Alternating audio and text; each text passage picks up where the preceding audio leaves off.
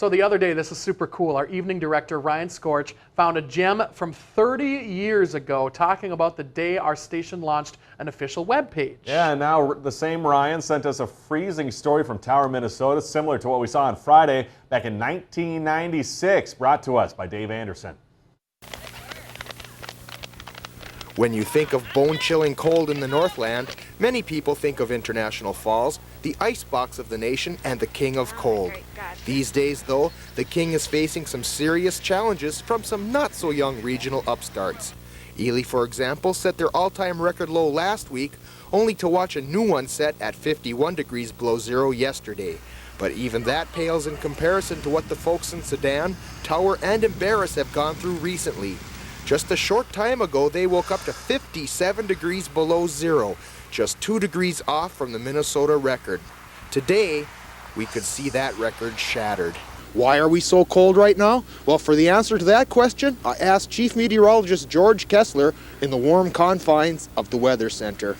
Tower and Sedan and Babbitt and Embarrass are all at the foot of the Vermilion Iron Range, and what happens during the wintertime is that cold air forms on the side of the hills. But because it weighs more, it's denser than the air around it, it rolls down to the bottom and tends to collect right in town. So in an already cold place, the coldest of the cold tends to pool in probably the bottom 50 feet of the atmosphere, and that's what sets us up for state record-busting temperatures. Even for this Ely native, it's downright cold out here. But for the folks in Tower, it's just another day. Well, Tony, can you tell me what Tower folks are thinking about this record cold snap? Well, it's pretty much business as usual. It does slow people down a little bit, trying to keep their vehicles running and so forth, but it's not our first experience with this kind of cold weather. We've been pretty fortunate. We haven't had any problems. We've been keeping the kids inside, and everybody's starting to get a little bit of cabin fever. As any Northlander can tell you, cabin fever sure beats frostbite, and with temperatures like this, that is a distinct possibility. From Martilla Drug to the President McKinley Memorial, it is dangerously cold. But if the Tower area wants to get its name in the record book for the state cold spot, they'd better hurry. There's a chance we could rise all the way to a tropical 0 degrees by Monday. In Tower, I'm meteorologist Dave Anderson from the Channel 6 Weather Center.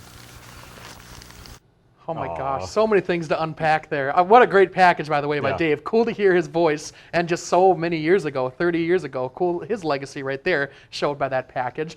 Tower obviously eventually did break the record that night. 60 below zero is still the record there in Tower. You know the story between Tower and Embarrass, kind of fighting each other about who has the coldest record. That's also interesting.